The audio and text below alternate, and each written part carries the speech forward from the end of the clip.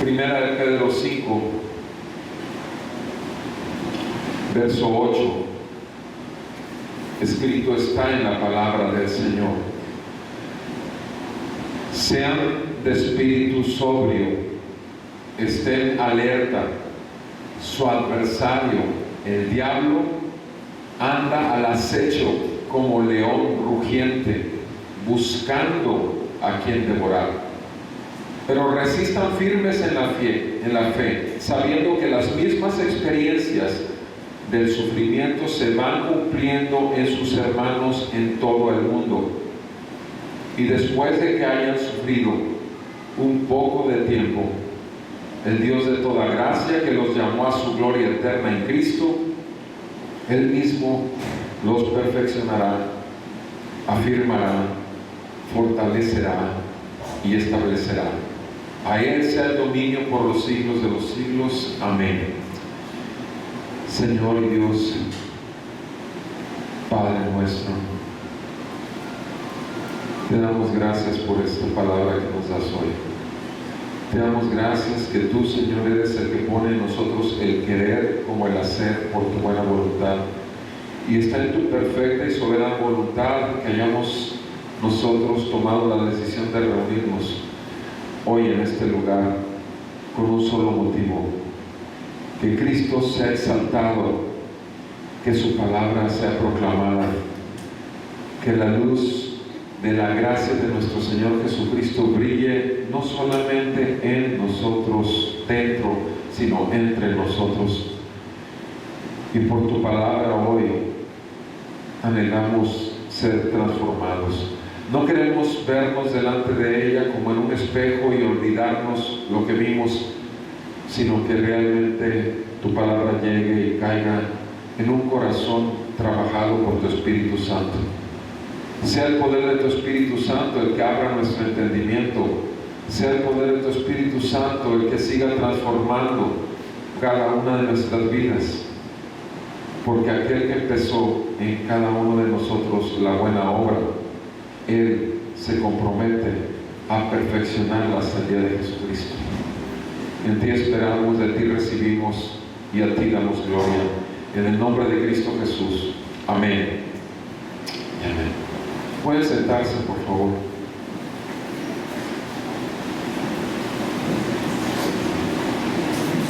Yo no sé si ustedes recuerden una de las primeras pequeñas historias que nos daban nuestros padres. Era aquella de aquel pastorcito y el lobo que venía mientras él cuidaba las ovejas. Repito, no sé si en estas generaciones se siga dando esa pequeña historia, pero esa pequeña historia decía algo así como que el pastorcito estaba cuidando las ovejas y de pronto alguien venía y le decía: cuidado que viene el lobo. Y entonces corría y se escondía y demás. Pero la cosa es que una y otra vez venían a decirle lo mismo y se daba cuenta una y otra vez que no ocurría nada. Pero de pronto una vez vinieron y le dijeron: viene el lobo a devorar tus corderos. Y esa vez no hizo nada, no protegió las ovejas, no las llevó para guardarlas y esconderlas, ni él mismo. Y obviamente el lobo llegó y se comió. Así decía la historia, o algo así. El punto es esto: el punto es que hemos estado viendo en los últimos 3 domingos que el diablo existe. Y el diablo no es un ser inventado por el hombre, el diablo es un ser creado por Dios. El diablo existe. El hecho de que tú no pienses en el diablo, el hecho de que tú no consideres que el diablo existe, eso no lo excluye de tu vida. Y fíjate bien que no estoy diciendo que eso no lo excluye de la existencia en el mundo, estoy diciendo de tu vida. Porque si eres un verdadero cristiano, el diablo está tras de ti.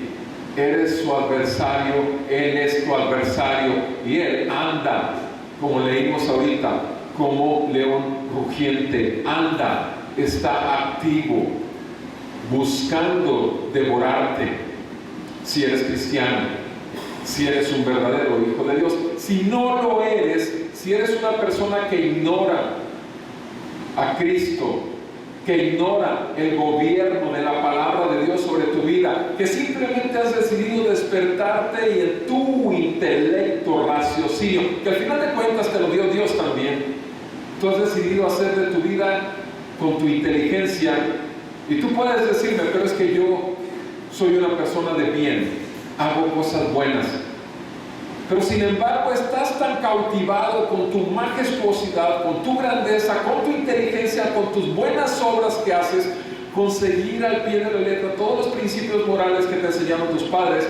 Estás tan cautivado que has caído en lazo del mismo diablo ya y estás bajo control de él. Porque el egocentrismo es la raíz de todos los males. Con esa raíz el diablo cayó directamente de estar alabando frente al trono de Dios y fue lanzado totalmente a la tierra, y está programado, está en el perfecto programa de Dios que termine toda la eternidad en el infierno, él y sus seguidores, sus ángeles. Y si tú eres la persona más presuntuosa, egocéntrica, soberbia y altiva que hay delante de tus propios ojos, discúlpame que no lo has podido ver, pero sin embargo el diablo sabe que te tiene por ahí cautivo.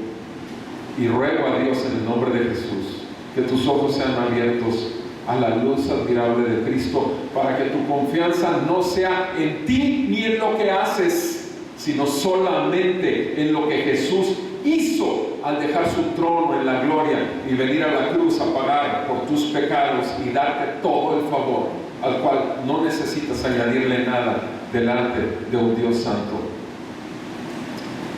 Hay un libro que fue escrito en 1652, escucha, 1652, Thomas Brooks lo escribió. El título del libro: Remedios preciosos contra las artimañas del diablo. Remedios preciosos contra las artimañas del diablo. 1652. Y Thomas Brooks recomienda desde el inicio de su libro cuatro cosas. Y me gustaría decir acerca de lo que dice Thomas Brooks, y también obviamente quisiera que revisáramos de dónde tomó esto Thomas Brooks.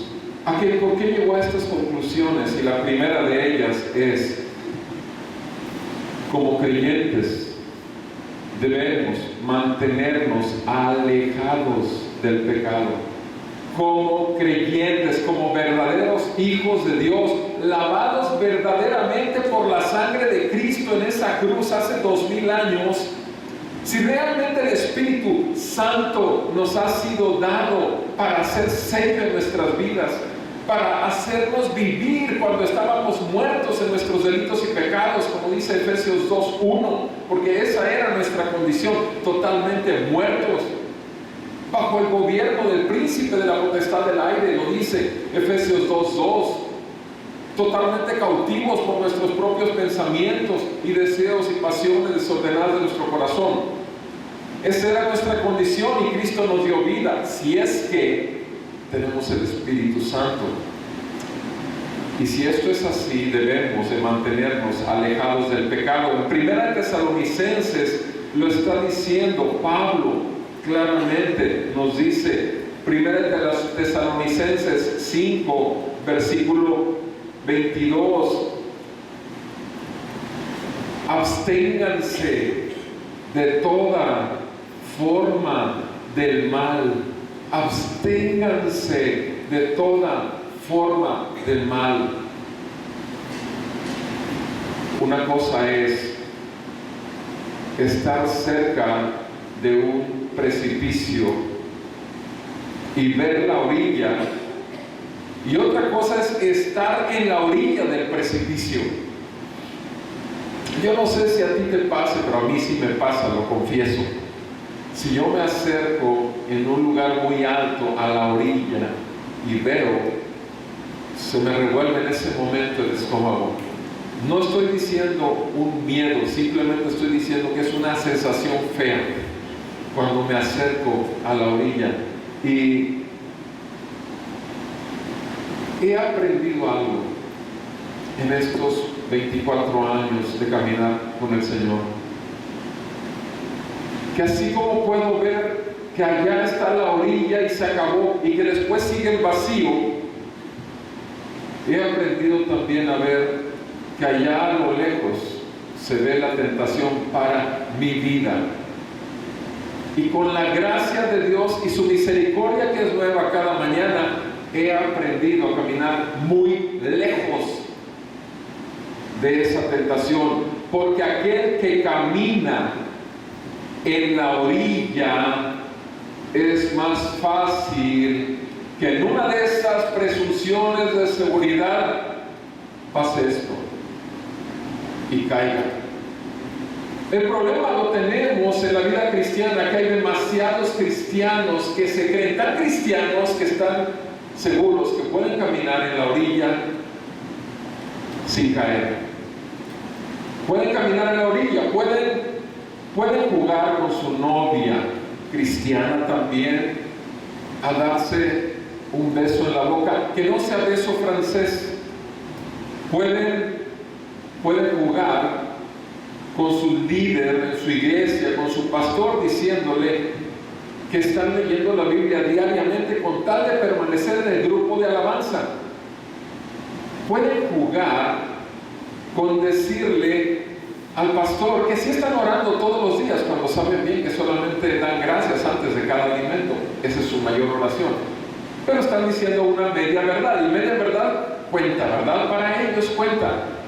Absténganse de toda especie de mal. O sea, sabemos que podemos caer, tenemos que estar conscientes de que podemos caer. ¿Qué dice la palabra?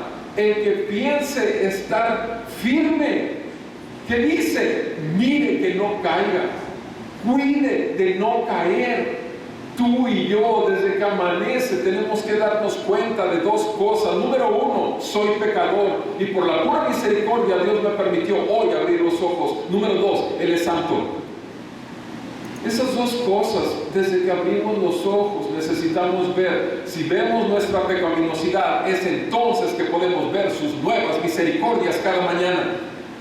Si tú te consideras pecador, si tú te consideras santo, resanto y recontrasanto porque diezmas muy bien, te voy a decir una cosa, porque cumples todos los estatutos de la Biblia. Si te sientes así, jamás vas a estar viendo tu naturaleza pecaminosa y por lo tanto no tienes derecho a llamarle nuevas son sus misericordias cada mañana. La única manera de poder ver sus misericordias como nuevas cada mañana está en que primero te veas pecador, y cuando veas que Él todavía te hace latir tu corazón y que te dio descanso y que ningún ladrón entró a tu casa y te puso una navaja en el cuello para que le dieras todas tus posesiones, es entonces que vas a ver que ese Dios santo, santo, santo, aún tiene un propósito para tu vida, aún, porque Él es santo. Amados, necesitamos verlo todos los días, porque si no, vamos a brincarnos esta recomendación que nos hace un hermano hace más de 400 años, 1652. Tomás Brooks nos dice: mantengámonos alejados del pecado. La palabra nos dice: absténganse de todo mal. ¿Qué es lo que nos dice en Romanos 7 el apóstol Pablo? En Romanos 7 nos dice Pablo acerca de la lucha que tiene Él con su esencia, con su naturaleza. En Romanos 7, ¿qué es lo que dice Pablo? Pablo dice, Dios, versículo 17, en el 15, lo que hago no lo entiendo, porque no practico lo que quiero hacer, sino que lo que aborrezco, eso hago. No estoy hablando de Pablo, no estoy hablando de otra persona que tú y yo conocemos, de aquel hermano que ya se leyó la Biblia 35 veces en su vida, aquel hermano que cumple todos los mandamientos de la ley de Dios. No, estoy hablando de Pablo. seamos honestos. ¿Quién de los que estamos aquí le llega a Pablo? ¿Quién? Y Pablo es honesto porque su honestidad y transparencia es simplemente delante de aquel que es santo y dice: lo que hago no lo entiendo porque no practico lo que quiero hacer, sino lo que aborrezco, eso hago. Aborrezco. No solamente debemos de abstenernos de todo mal, sino tenemos que aborrecer todo nuestro deseo pecaminoso. Pablo lo aborreces tú. Aborreces cuando quieres mentir y se te sale la mentira. Aborreces cuando volteas a ver a una mujer con lujuria. Aborreces cuando dejas la imagen de pornografía que te apareció ahí sin picarle ningún botón. Lo aborreces y le cambias inmediatamente. Aborreces, mujer, cuando estás escuchando a tu otra hermana en la fe comerse y hacer tacos de pastor o hacer tacos de hermanita de la iglesia. ¿Le aborreces eso? Aborreces cuando traes un clavo aquí atravesado porque odias a fulanita de tal por lo que te dijo o por lo que te cuestionó. ¿Aborreces eso? ¿Aborreces lo que sientes? O sea, aborrecemos eso, aborrecemos nuestra tendencia pecaminosa. Es una buena pregunta. Derivado de esta reflexión que hace Thomas Brooks, Pablo dice: lo que aborrezco, eso hago. Versículo 16, y si lo que no quiero hacer, eso hago, estoy de acuerdo con la ley, reconociendo que es buena. Así que ya no soy yo el que lo hace, sino el pecado que habita en mí, porque yo sé que en mí, es decir, en mi carne, no habita nada bueno. ¿Sabes que en ti, en tu carne, no habita nada bueno? Ahora, obvio, te voy a decir lo que algunos han dicho para consolarse respecto a este capítulo 7. Muchos han dicho de este capítulo 7, y de hecho así lo han enseñado. Es más, muchos lo han creído y lo han escrito. Y dicen: este era Pablo antes de que se convirtiera a Cristo. Te voy a decir una cosa. Pablo estaba circuncidado, era de la tribu de Benjamín, era fariseo de fariseos, hebreo de hebreos, cumplía con cada sábado puntualmente. Él estaba en la sinagoga todo el tiempo, él enseñaba, él era uno de los 70 más importantes de todo Jerusalén, de todo Israel. Y estamos oyendo a un Pablo que entra en ese conflicto. ¿Por qué? Por lo que dice aquí, versículo 18: yo sé que en mí, es decir, en mi carne, no habita nada bueno. Si Pablo decía esto, ¿podemos decirlo nosotros? ¿Podemos decirlo? Por supuesto que no solamente podemos decirlo, debemos de considerarlo todos los días. En mí no habita nada bueno, porque el querer está presente en mí, dice Pablo, pero el hacer el bien no. Pues no hago el bien que deseo, sino el mal que no quiero, eso practico. Y si lo que no quiero hacer, eso hago. Yo no soy el que lo hace, sino el pecado que habita en mí. El pecado que habita en mí. Amado hermano, amada hermana, date cuenta, el pecado habita en ti y en mí. La maldad habita en ti y en mí. No debes aborrecerlo.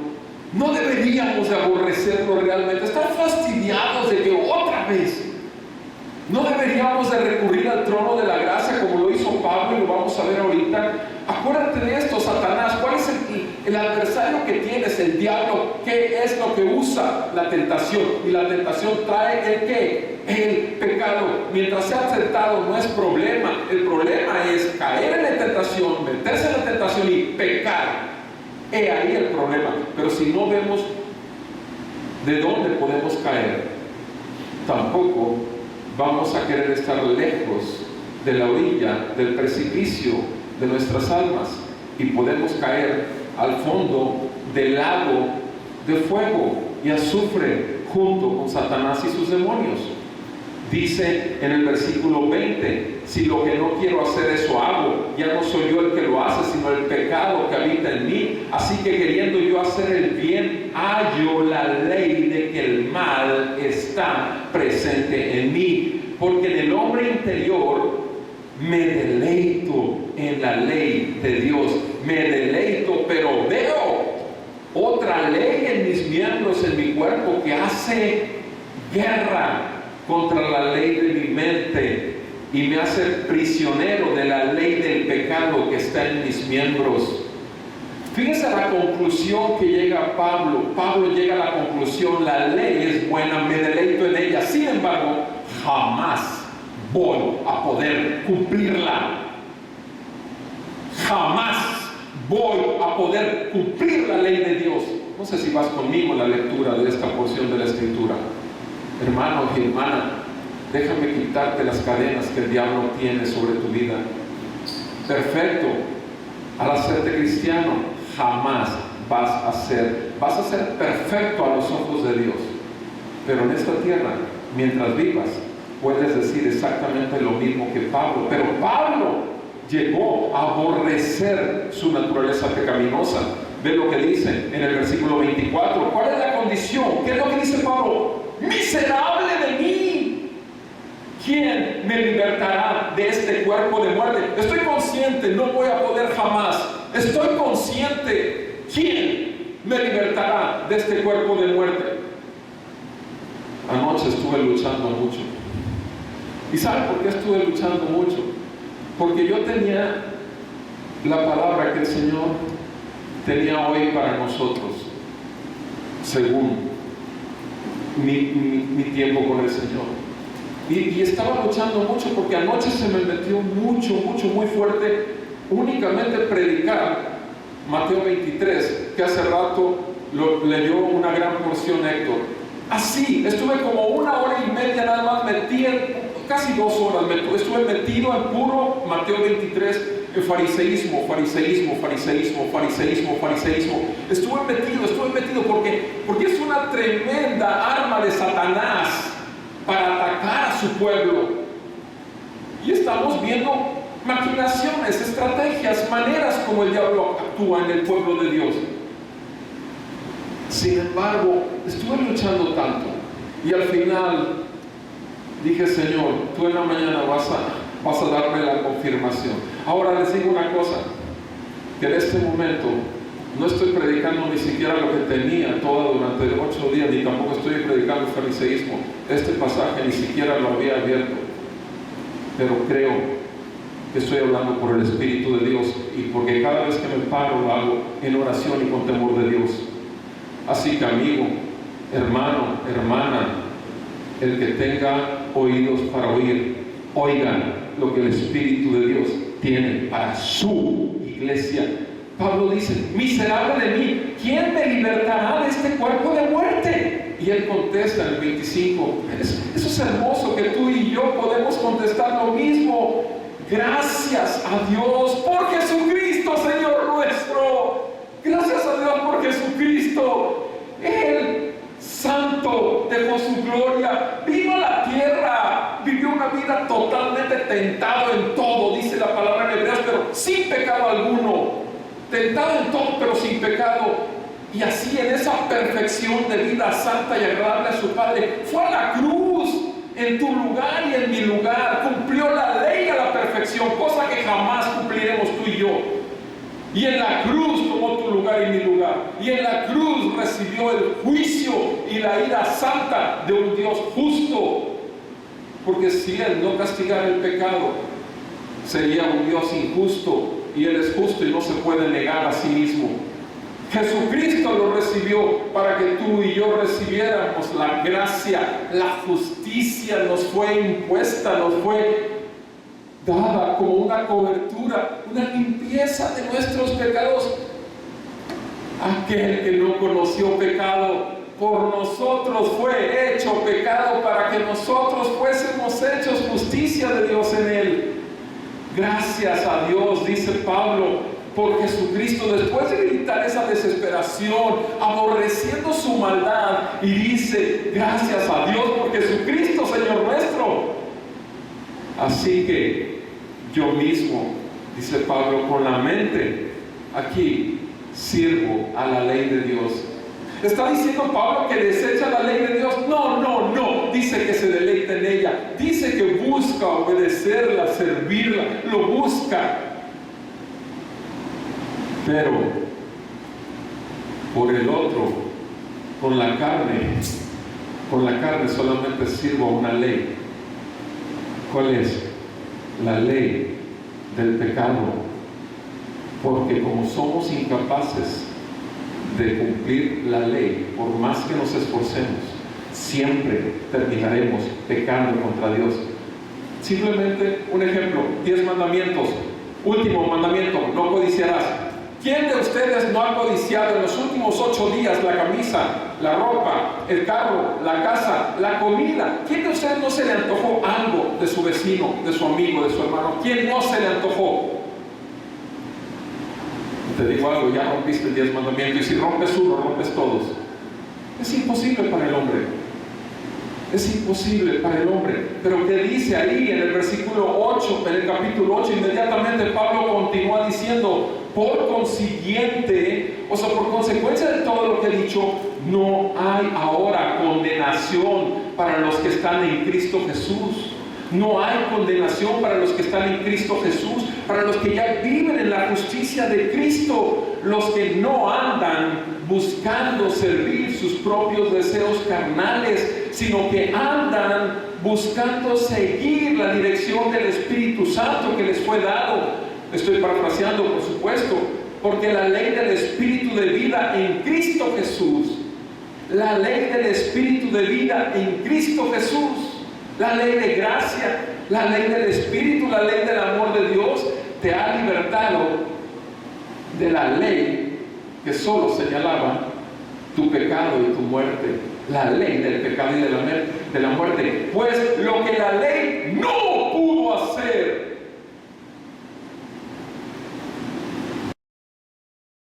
no pudo con Pablo, jamás podrá contigo ni conmigo. Lo que la ley no pudo hacer, ya que era débil por causa de nuestra carne, nuestro pecado, Dios lo hizo enviando a su propio Hijo en semejanza de carne de pecado, en semejanza, perfecto, en semejanza de carne de pecado, porque vino como hombre siendo Dios. Y además de venir en carne de pecado, también vino como ¿qué? Como ofrenda por el pecado. Como ofrenda por el pecado, porque fue la ofrenda perfecta, fue el Cordero sin mancha. ¿Qué dijo Juan el Bautista? En Juan 1:29, he aquí el Cordero de Dios que quita el pecado del mundo, el Cordero sin mancha. ¿Saben? Él fue la ofrenda, no solamente vino en semejanza de carne, sino que vino también como ofrenda del pecado, y de esa manera ofreciéndose Él para cubrir con su sangre, para pagar con su sangre, para pagar con su vida por el pecado de todos nosotros sus hijos. ¿Qué hizo al ofrecerse como ofrenda? Condenó al pecado en la carne para que el requisito de la ley se cumpliera en nosotros. ¿Quién lo cumplió? Lo cumplió Cristo, sin mancha, sin arruga, perfecto, cumplidor de la ley, ofrenda santa, sin mancha delante de Dios. Él lo cumplió para nosotros. Versículo 4 dice que no andamos conforme a la carne, sino andamos conforme al Espíritu, porque los que viven conforme a la carne ponen la mente en las cosas de la carne, pero los que viven conforme al Espíritu lo ponen en las cosas del Espíritu. Amada familia, nada más hay dos maneras de vivir: en la carne o en el Espíritu. Ahora, ¿quiénes son los que pueden escoger en estas dos maneras? Solamente los cristianos. Sí, tú puedes escoger mentir. Sí, tú puedes escoger ver pornografía. Sí, tú puedes mentirle a tu jefe en el trabajo. Tú puedes escoger todo eso, la carne. Pero tú tienes el Espíritu Santo. Y también puedes rechazar caminar cerca del precipicio. Puedes rechazar tirarte un clavado en contra de la misericordia que has recibido. Puedes rechazarlo. Tienes el poder por el Espíritu Santo que habita en ti. Eso es gracia de Dios. Eso es gracia de Dios. Cuando nos dice Thomas Brooks, manténganse alejados del pecado, nos está diciendo: absténganse de todo mal, aborrezcan lo malo, no solamente lo malo lejos de ti, no, aborrece lo malo en ti, aborrece tus tendencias pecaminosas, porque en cada una de ellas estás dándole lugar a tu adversario, y el adversario está ganando la batalla contra ti, y te está devorando, Andemos en integridad. Vean conmigo Proverbios 10, por favor. Proverbios 10.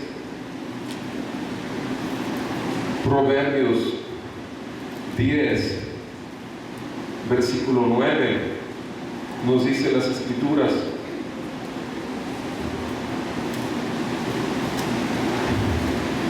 el que anda en integridad anda seguro. El que anda en integridad anda seguro. ¿Qué significa andar en integridad? Andar lejos de la orilla de la tentación. Lejos. Caminar donde sabes que está el piso totalmente sólido, y eso solamente es andar en el Espíritu y siguiendo a Cristo. No hay otro lugar más sólido que eso. Tu roca firme, tu castillo, tu roca fuerte, tu libertador. Ese es tu lugar para andar en integridad, no andar cerca de la tentación. ¿Qué dice ahí mismo en Proverbios 10:9? El que anda en integridad anda ¿qué? Seguro, seguro. Mas el que pervierte sus caminos, mas el que desvía sus caminos, mas el que busca ir a la orilla, caerá. ¿Qué es lo que dice? Será descubierto. Qué terrible que un cristiano caiga y dé un pésimo testimonio de quién es Cristo en su vida. Será descubierto y el nombre de Cristo ridiculizado. Qué terrible es esto. Vean lo que dice el versículo 17, ahí mismo en Proverbios: por senda de vida, por camino de vida va el que guarda la instrucción, el que atesora esta palabra que está dándonos Dios, el que realmente la entiende y la guarda y la obedece. Ese va a andar en senda de vida, el que guarda la instrucción. Mas el que abandona la reprensión, ¿qué pasa con él? ¿Qué pasa con él? Se extravía, a lo mejor por un poco de tiempo, sí, porque sabemos que nada ni nadie te arrebatará de su mano, pero el asunto es que te vas a extraviar y vas a pagar las consecuencias de tu extravío aquí en la tierra, por supuesto. Versículo 23: como diversión es para el necio, como diversión es para el necio el hacer maldad, y la sabiduría lo es para el hombre de entendimiento. Fíjense nada más, el necio se divierte con la maldad, el sabio se divierte con el entendimiento de lo que Dios tiene para él, con lo que quiere. Versículo 24: Lo que el impío teme, vendrá sobre él. Lo que el pecador tiene temor que vendrá, vendrá. Y el deseo de los justos será concedido. ¿Cuál es tu deseo, mi hermano, mi hermana? ¿Cuál es tu deseo? ¿No es acaso cumplir la voluntad de Dios? ¿No es acaso lo que dice la palabra? ¿Para qué fue hecho el hombre? Para que Él fuera glorificado. ¿Acaso no es ese tu deseo, mi hermano, mi hermana? Sí, ese debería de ser. Mantengámonos alejados del pecado. Recomendación de Thomas Brooks. Segunda recomendación.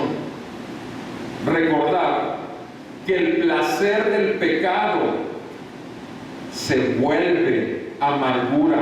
Recordar que el placer del pecado se vuelve amargura. ¿El pecado es placentero? Por supuesto que sí. Todo pecado es placentero. Todo pecado es atractivo.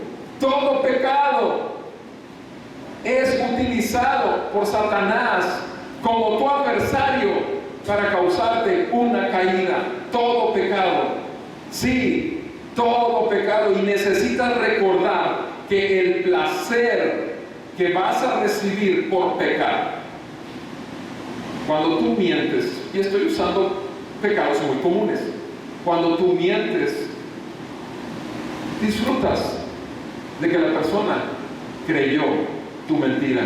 Disfrutas, o sea, en el fondo, el mentir significa estar por encima de tener poder para con la otra persona. En una mentira es lo que haces. Ahora, la más terrible mentira es que tú te engañes a ti mismo. Esa es la más terrible mentira. Que lo que estás diciendo o haciendo es agradable delante de Dios y en realidad es una medalla para tu cuadro de honor. O sea, necesitamos estar conscientes, amados, de que la mentira puede ser hacia otros o puede ser para mí mismo. ¿Cuánta gente hay que está convencidísima que es cristiano? Esta semana estaba hablando con un hermano en la fe. Voy a poner hermano en la fe porque yo no soy Dios para ver el corazón. Y que tiene, no sé, 13 años, 14 años. Y como le pregunté, la pregunta que le hago a todos los hermanos en la fe que me encuentro: esta semana, ¿qué leíste la Biblia? ¿Qué te dijo el Señor en su palabra? No la abrí la Biblia. Y la semana pasada tampoco la abrí la Biblia. Y llevas, además de eso, años sin congregarte y años sin leer la Biblia, y sin embargo te presentas conmigo y me dices que eres mi hermano en la fe. O sea, repito, yo no soy quien para decir si es mi hermano en la fe, pero déjenme decirles, como me decía mi mamá: ¿a quién queremos engañar? Por favor, si Dios conoce lo más profundo de nuestros pensamientos, por favor. Es que yo nací, desde que nací me enseñaron de la Biblia, desde que nací me llevaron al templo, ¿y eso qué? Si la sangre de Cristo no fue derramada a tu favor, si tus ojos del entendimiento siguen siendo en tinieblas, si tu corazón sigue siendo un corazón de piedra, sobre el cual la tinta de la sangre de Cristo se escurre y no puede escribir, ¿de qué sirve todo eso? ¿De qué sirve? Es pura y vil basura religiosa, pura y vil basura fariseica, nada más. O sea, necesitamos recordar que el placer del pecado tarde o temprano se vuelve amargura. En Hebreos 11, 24 y 25 dice acerca de Moisés. Moisés estaba en una posición muy cómoda. Moisés había sido metido al palacio de Faraón. Moisés estaba pasando como un hijo adoptivo de la hija de Faraón. Y sin embargo, en esta porción, en 11, 24 y 25, dice que Moisés decidió dejar salir del palacio, salir de ser llamado hijo de Faraón, salir de disfrutar ¿qué? Los placeres temporales del pecado. Moisés decidió quitarse la máscara, no ser más un hipócrita, porque él no era un egipcio, era un hijo de Dios, lavado por la sangre de Dios, para servir al pueblo de Dios y para mostrar la salvación, porque él es una figura de Cristo. Tú y yo lo sabemos. 430 años estaba en esclavitud y Dios lo usó porque decidió dejar los placeres temporales del pecado. El pecado es placentero, sí, pero ¿a cuánta amargura te lleva? Sí. ¿Qué hizo Moisés cuando salió? Lo primero que hizo cuando salió, ¿acaso no mató a uno?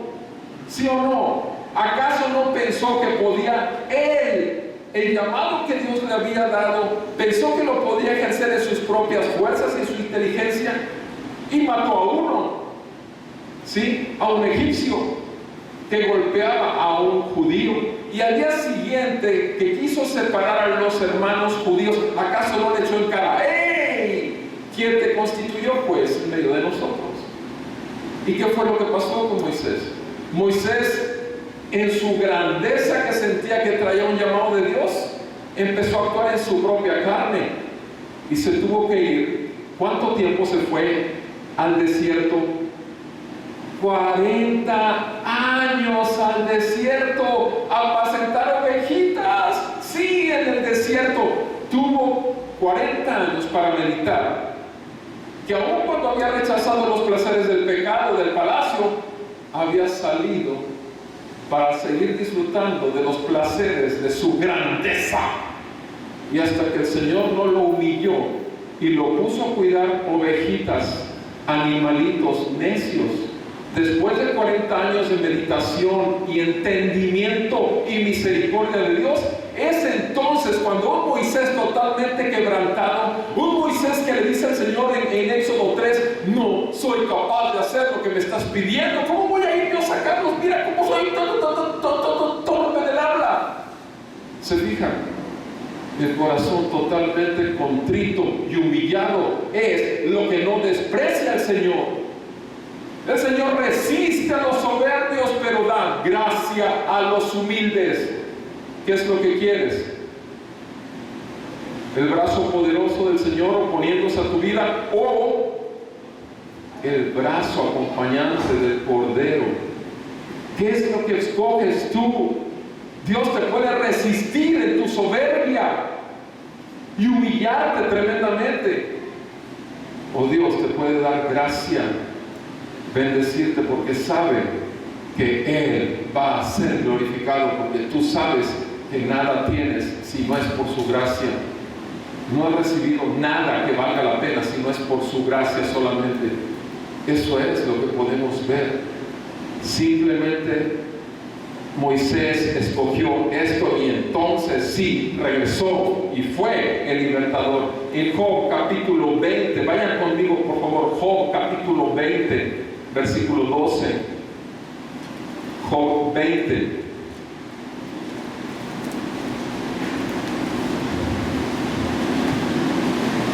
Aunque el mal sea dulce en su boca y lo oculte bajo su lengua,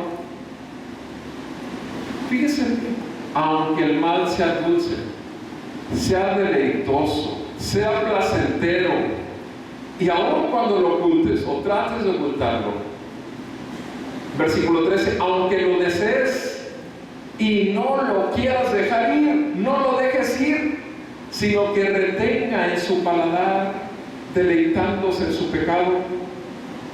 Aquí, por supuesto, es una figura de un alimento delicioso, es el deleite del pecado.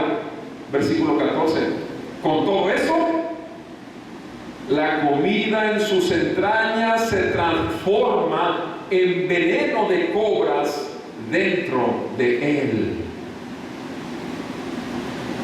Toda la comida de sus entrañas se transforma en veneno de cobras dentro de él.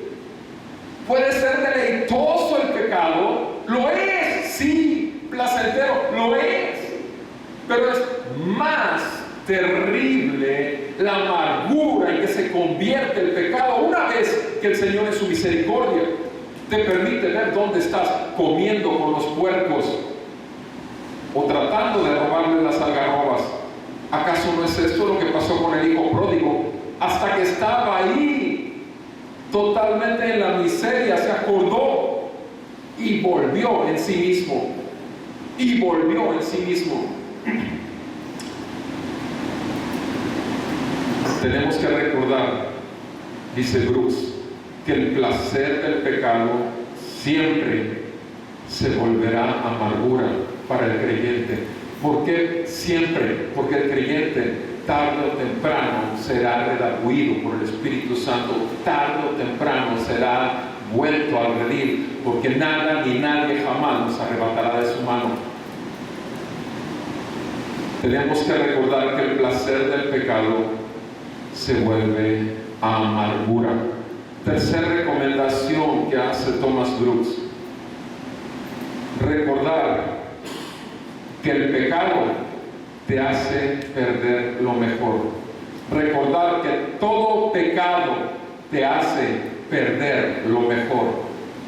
Todo pecado te hace perder lo mejor. Porque pecado, si hablamos, ¿cuántas veces escuchaste o viste en las noticias la palabra pecado? ¿Cuántas veces en el último mes has oído en la televisión la palabra pecado? O visto en las noticias, oído en los noticieros. ¿Cuántas veces la sociedad has oído mencionar la palabra pecado? ¿Cuántas veces en estos 7 meses que van del año? ¿Por qué? Porque no, es una palabra que no se usa en la esclavitud de la que se vive. El mundo está totalmente enceguecido por las estrategias de aquel que gobierna el pensamiento del mundo. Se llama Satanás, el diablo, sí. Ese que a ti y a mí nos tenía cautivos y sigue teniendo cautivo al mundo. Y mientras lo siga teniendo cautivo, tiene que tener escondida la palabra pecado. Tristemente también dentro de las congregaciones cristianas la palabra pecado tampoco se utiliza mucho, siendo que la palabra Cristo tiene que ver con pecado. Porque si no hubiera habido pecado, el Mesías, el Cristo, el enviado, el ungido, no habría venido. No tenía por qué venir. El ungido vino para salvar a los pecadores. Por lo tanto, la palabra Cristo siempre va a tener relación con la palabra pecado. Siempre. Pero sin embargo, tristemente, repito, en las mismas congregaciones que se denominan cristianas, la palabra pecado no se utiliza. ¿Por qué? Porque la palabra pecado puede ser usada de muchas maneras. Y para Satanás es mejor tenerte bajo su engaño y no hacerte ver que cualquier clase de pecado te hace perder lo mejor. ¿Qué te hace perder el pecado en tu vida? No me acuerdo qué puritano dijo esto. Una simple gota. Una simple gota puesta en la santidad de Dios, así acaba con la santidad de Dios. Fíjense lo que dijo. O sea, si esto fuese posible, una simple gota de pecado acabaría con Dios en ese momento. Dios dejaría de ser Dios, porque su esencia y su máximo atributo no es que Dios es amor. Él es santo, santo, santo.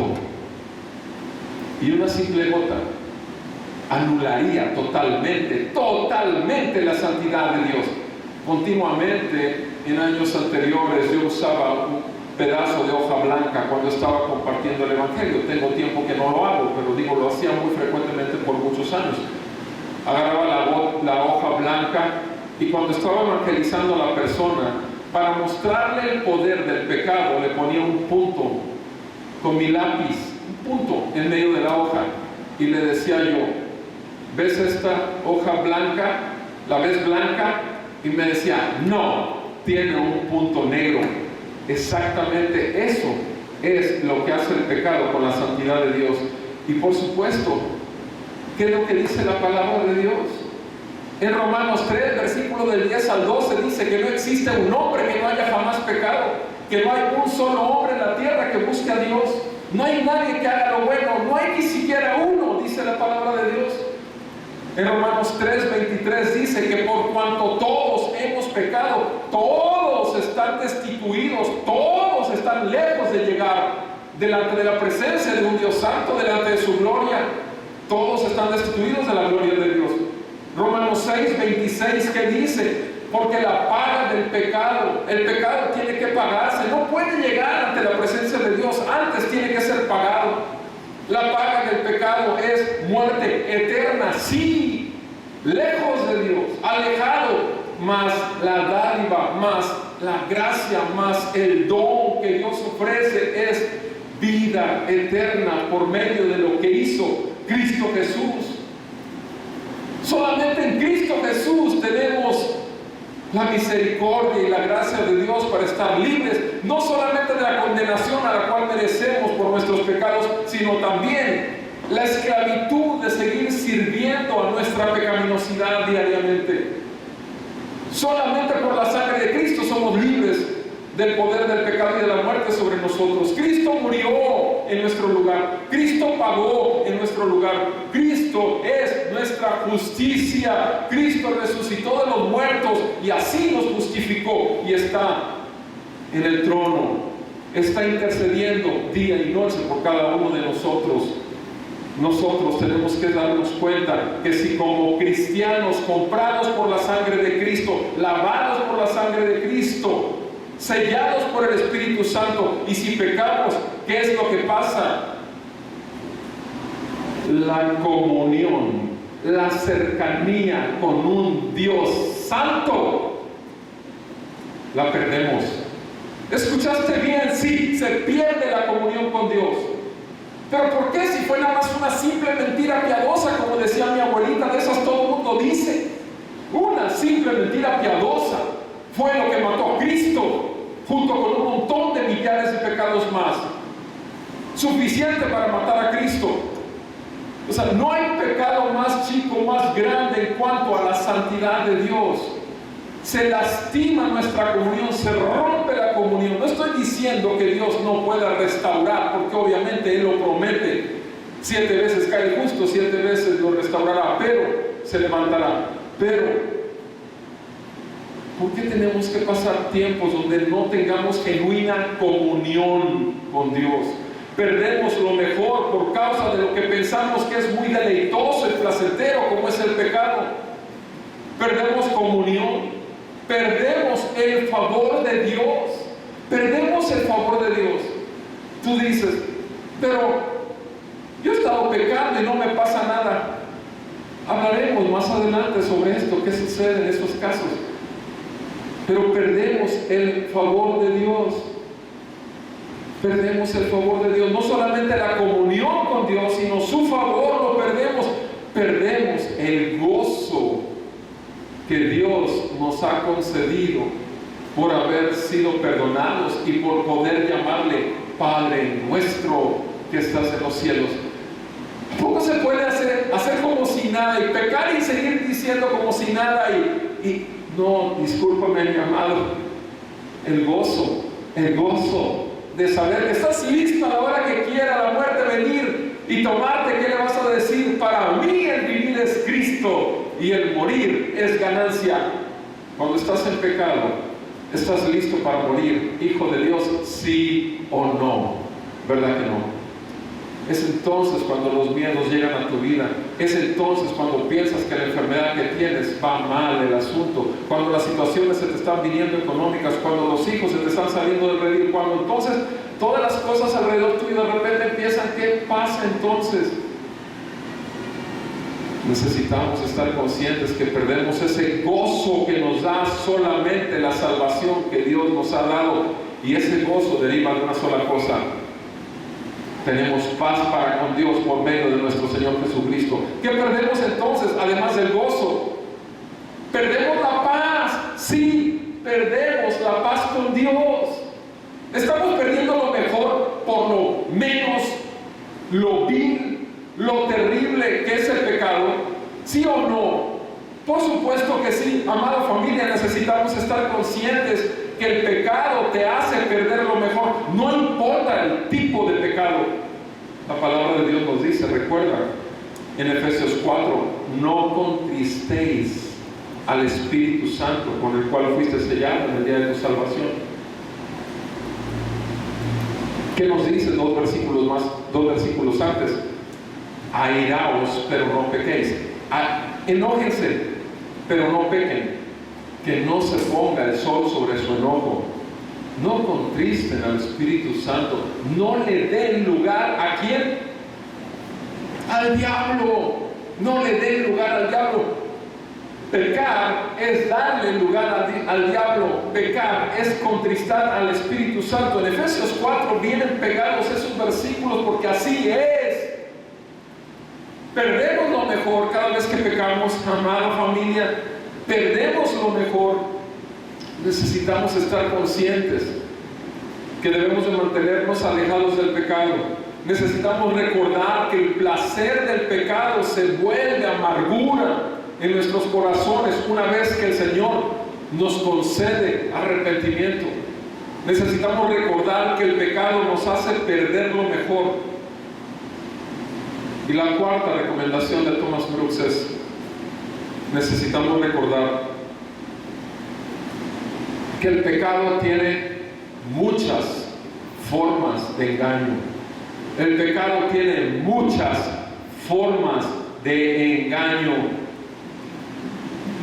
Vamos a estar viendo acerca de esto, pero quiero que vean conmigo, por favor, Hebreos 3, versículo 13. Hebreos 3:13, por favor.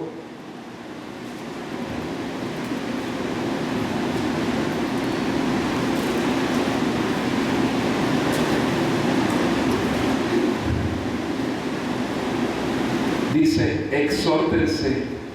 Quiero que leamos el 12, 13 y 14 para que tomemos mejor el sentido. Vean cómo el escritor de Hebreos, ¿qué nos hace? Lo mismo que hizo Pedro, una advertencia.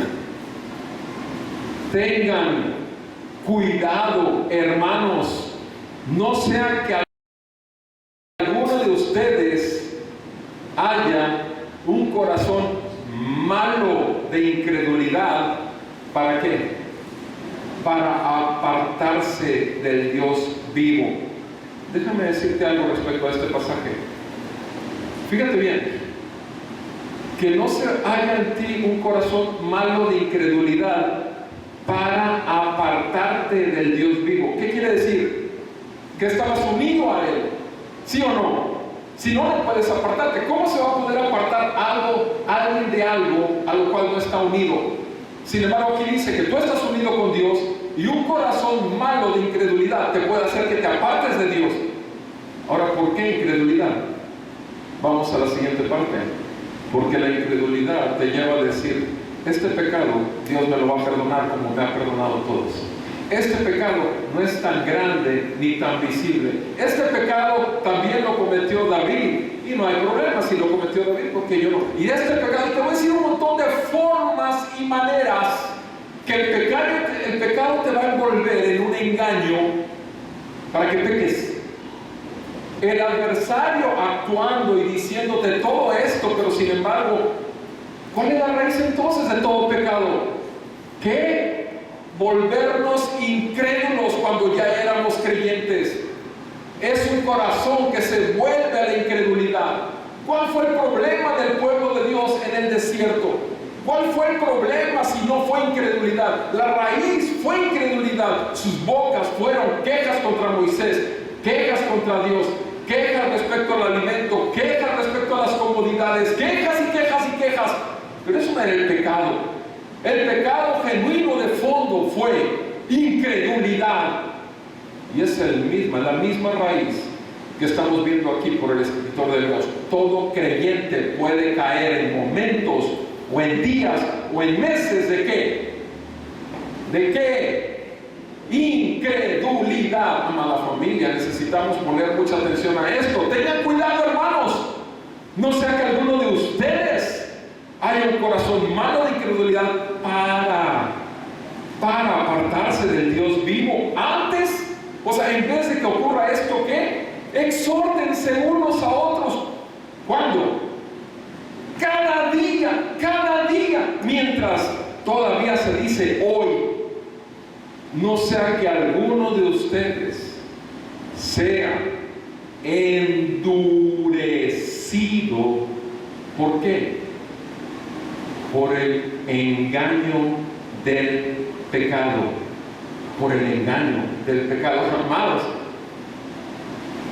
si el pecado engañó a Eva, si el pecado engañó a Noé, si el pecado engañó a Abraham, y dame los nombres de los más grandes hombres de la palabra, y yo te doy en donde se ve que el pecado lo engañó. Si los engañó a ellos,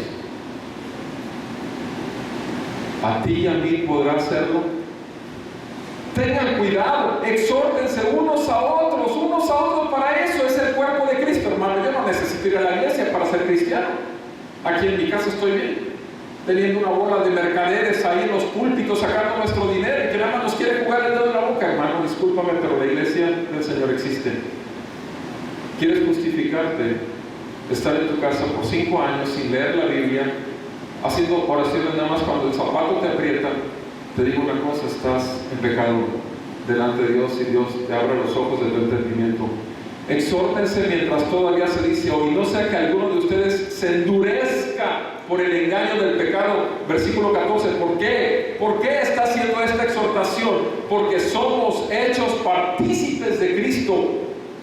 Si es que, ¿te fijas? Si es que retenemos firme hasta el fin el principio de nuestra seguridad. ¿Cuál es el principio de tu seguridad? ¿Qué es lo que necesitas retener hasta el fin? ¿El llamarte cristiano? ¿El buscar cumplir la ley cada día? ¿Qué es lo que tienes que retener hasta el fin?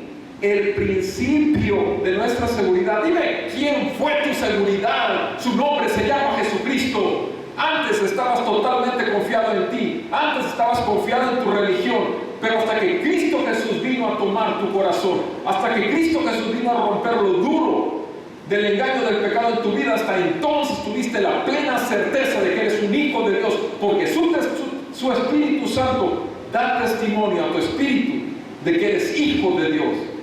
Él es tu seguridad, y la única manera de poder llegar hasta el final es que retengamos firmes hasta el fin a Cristo y su gracia soberana, su gracia abundante, su gracia que está ahí para tomar del trono de la gracia cada vez que necesitemos de ella.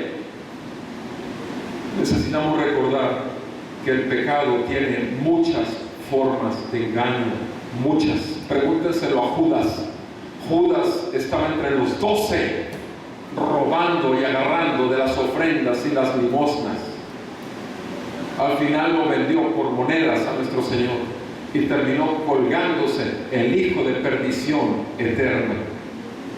Amados, mantengámonos alejados del pecado. Recordemos que el placer del pecado se volverá siempre amargura. Recordemos que el pecado nos hace perder lo mejor.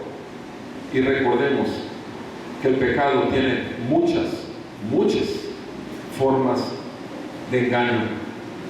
Que Dios nos ayude a ver a Cristo y mantenernos en Cristo, en su gracia y en su misericordia. Vamos a orar.